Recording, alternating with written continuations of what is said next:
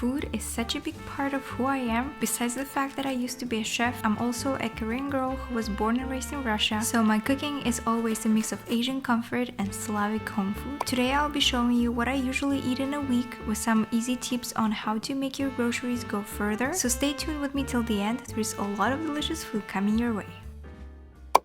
I'm starting my week with a quick breakfast in a cafe with my mom because frankly right now I have nothing in my fridge and I wanted something simple and not too heavy, so I just went with the regular scrambled eggs, sausages and roasted potatoes.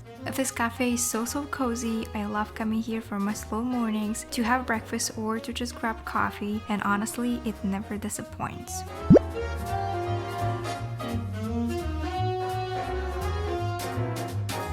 After fueling up, I've got some groceries and I picked up the Good Food delivery. And yes, on busy weeks like this, I also lean on unconditional support of Good Food and their phenomenal recipes that I will show you later in this video. Let's do the haul!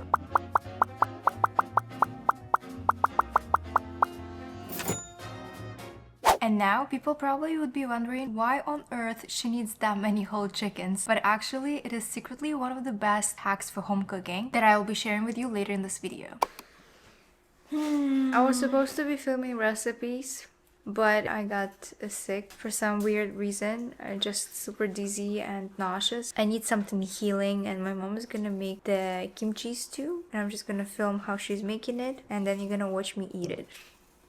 And that's the maximum for today. It was quite unexpected. I had big plans for today and everything just went to shit. Yeah, unfortunately filming videos doesn't always go as perfectly as planned, but just like life in general, right? So we are making it work anyways. Considering how much I love kimchi stew, I low-key enjoy it even more when I'm sick. We will be adding tons of white onion, green onion and pork belly this time, but if you would like you can do seafood or just veggie option because all of these actually taste amazing. The main key to a great kimchi stew is a strongly fermented kimchi, so if you get a store-bought kimchi, let it sit in the fridge for a few weeks before making the stew if you want to taste the proper version. Another beauty of Korean stews is that you can throw everything together in a pot, simmer for a bit, and boom, within less than 30 minutes you have the most hearty and healing meal. Oh my god. Oh wow, spicy. Better than any Korean restaurant. I'm gonna eat this and then go to bed. Bye. Good morning. I feel a little bit better, but still kind of groggy. I'm gonna start the day with some vitamin C and some other healing remedies, and I'm also gonna make breakfast. I think I'm gonna make prosciutto and mozzarella sandwiches. Ugh. In full transparency, I don't think that this video will be a good representation of healthy eating because I like to eat a heavy breakfast around 10:30, 11 in the morning, and then I might or might not eat a snack, and I eat a pretty big dinner at around 5 or 6 in the evening. So technically, I only have 2 decent meals a day, therefore you only will see breakfasts and dinners in this video. I think diet is a very personal thing and everyone should follow whatever works the best for you. So I do not recommend limiting the number of meals a day for any reason. It's just enough for my body and this is how I feel the most energized, but it is not proven to be the best, just a disclaimer.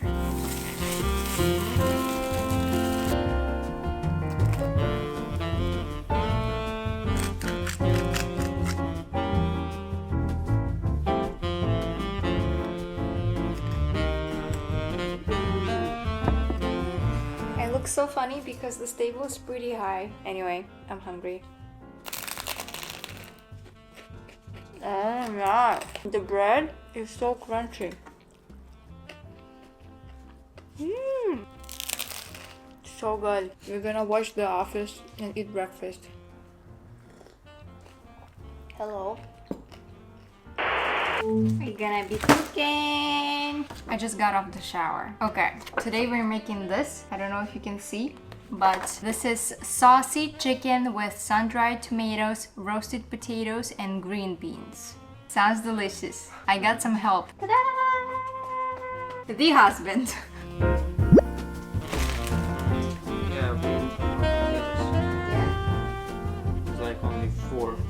as I said, today we also received a good food delivery, and if you're not familiar, it's a meal kit delivery that arrives with a pre-measured set of groceries for the specific recipe that you have chosen online, and all you need to do is just to follow cooking instructions. We've been using Good Food for over a year now, ordering on weeks when we are too busy to grocery shop or when we just want to take off the stress of everyday cooking. All of the recipes I've tried with Good Food I genuinely love. They actually allow you to try new combinations of textures and flavors, and I think if you're into cooking or you want to learn how to cook, Good Food could be a great guide for you. So if you never signed up with Good Food, using my link in the description will give you 70% off your first order. You can try out the service and then skip certain weeks if needed, or cancel if you prefer. It's really no strings attached. The convenience and the help that Good Food can give you is honestly underrated. I'm so hungry.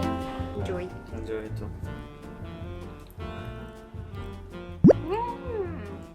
Oh, nice.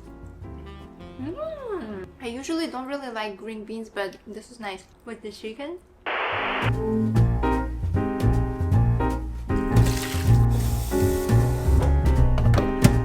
Another day, another pretty heavy breakfast. Let me know in the comments if any of you guys are like that, but if I didn't eat anything savory for breakfast, I feel like I ate nothing at all. And I think this is my Korean blood speaking right now. I love my eggs and bacon in the morning, and if I took care of grocery shopping earlier in the week, then I also might have some hash browns, maybe avocados and French baguette, and that would be my ultimate breakfast.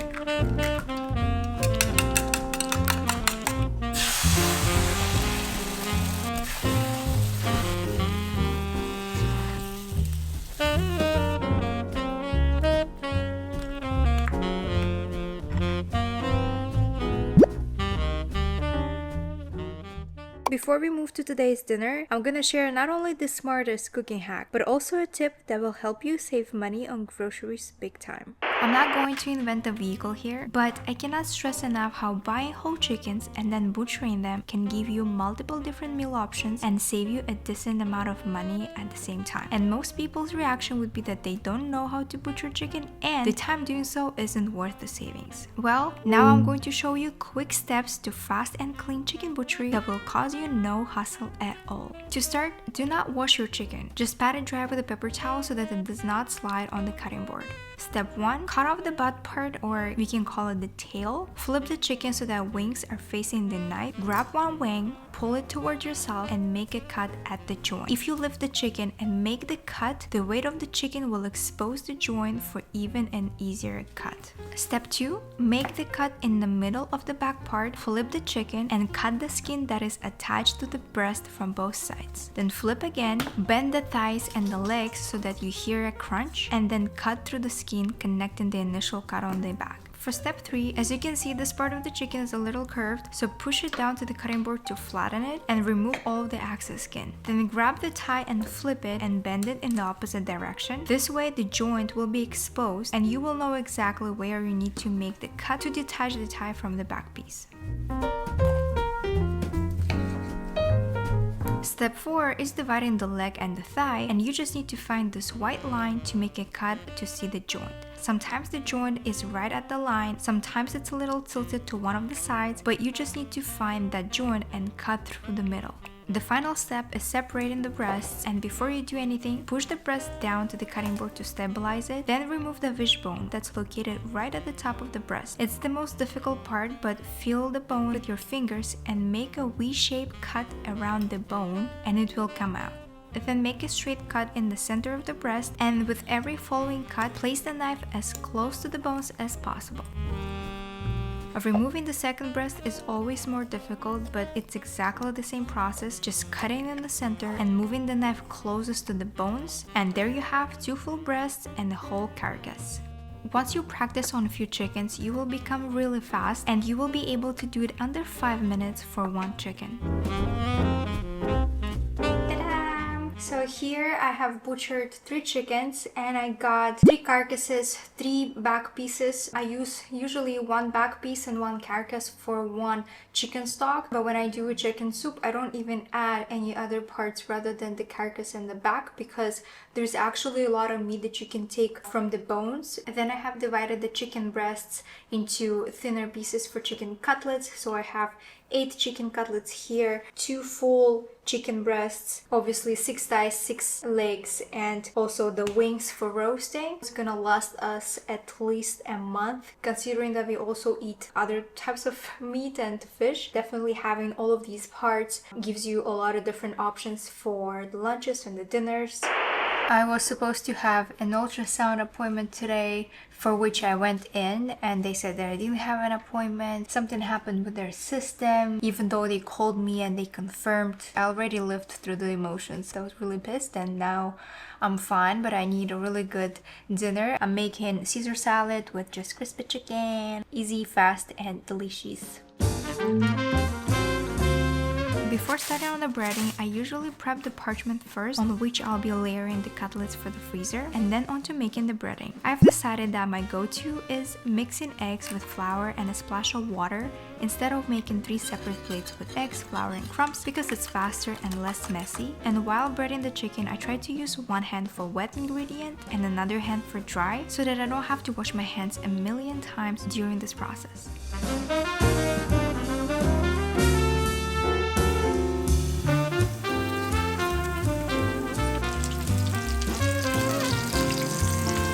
For Caesar dressing, I always make the most basic aioli with 1 egg yolk, Dijon mustard, and neutral oil. Make sure you add oil super gradually for the right emulsification, and once it is thick and creamy, I add chopped anchovies, garlic, Worcestershire sauce, and lemon juice.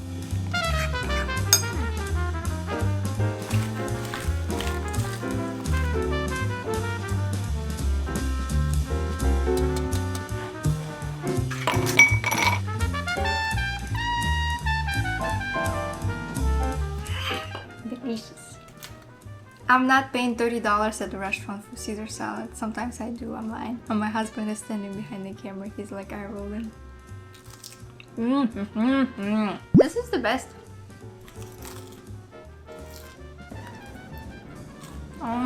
Juicy.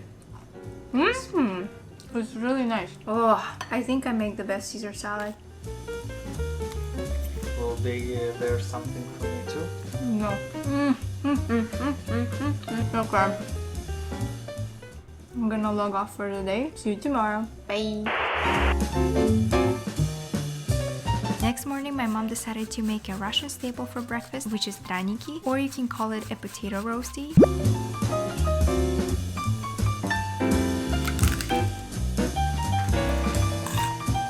My mom's special technique is to pan fry them one by one on a small little pan so that they turn out super thin, crispy, and packed with flavor.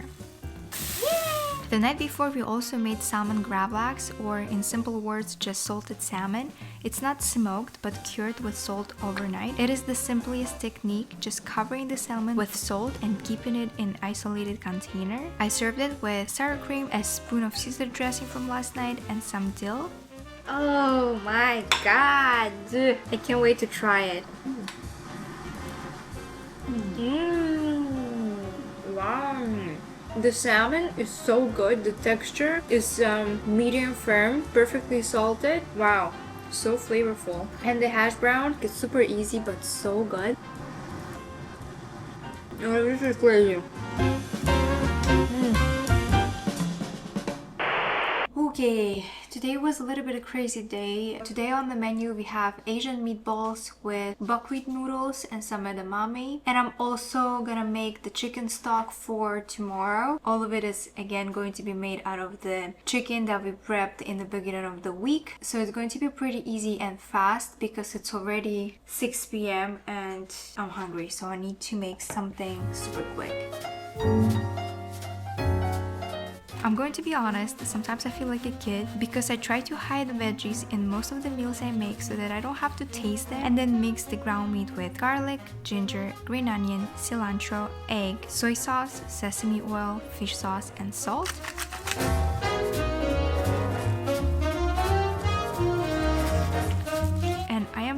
to form the meatballs, so I use the ice cream scoop and then I make them more roundish with a spatula, but honestly not necessary at all. And after that, off they go to the oven for around 20 minutes together with the chicken carcass for the stock.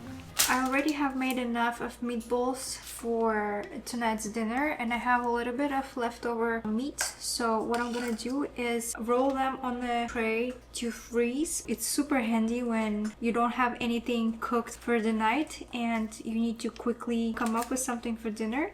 Done! This goes into the freezer. Once the meatballs have finished baking, I transfer them onto a pan and started boiling the buckwheat noodles. All you need to do at this point is to add some sauce. I use oyster sauce with a splash of water, and once noodles are cooked, just mix everything together. Ooh la la la la la la. This is extra easy, and you only have to cook the noodles for 3 minutes and then rinse it, so extremely fast, faster than any pasta. Done! Ooh, almost fell.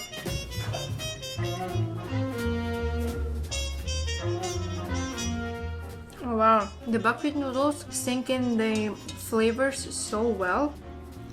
I made the meatballs out of the chicken meat and it's a little dry, I'm not gonna lie, so if you use pork or maybe the mix of pork and beef, that's gonna be better. It's delicious. I'm gonna go eat and chillax for the night. See you tomorrow, I guess.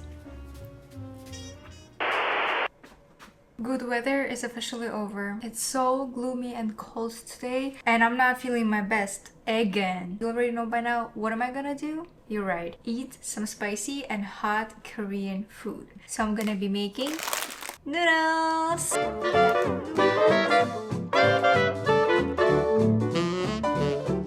Okay, let's be real. How can you call yourself Korean and not show at least one ramen in your video? I was afraid of judgment and here we go. I'm also dependent on ramen. On cold and dark days like today, I feel like a hot and comforting meal is a must.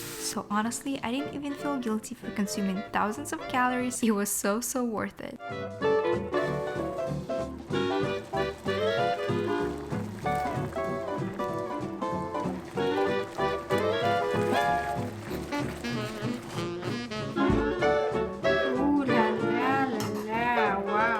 Say, how come I eat bulldog without the cheese pack? I don't know. I hate it. I hate the artificial taste of cheese. So, I'm sorry.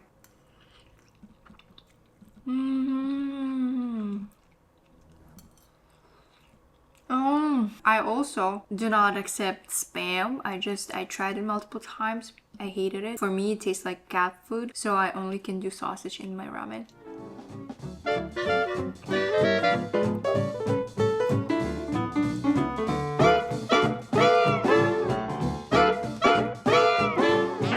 The chicken stock that we have prepped last night was basically sitting in my pressure cooker and I just needed to quickly finish it off with veggies and some pasta. Slightly sauteing the veggies before adding them to the soup helped to open up the aromas, but you don't necessarily have to cook them through completely. And once it's browned enough, I add it back to the pressure cooker together with some pasta and set it for just 1 minute cooking time. In the meantime, we need to take off the meat from the carcass, and I know it's not the most conventional way we see online on how people make chicken soup, but believe me, you will be surprised how much meat is actually left on the carcass. In my opinion, cooking a chicken soup like that makes the flavors much better, and it literally cost me nothing to butcher and save the carcass in the freezer.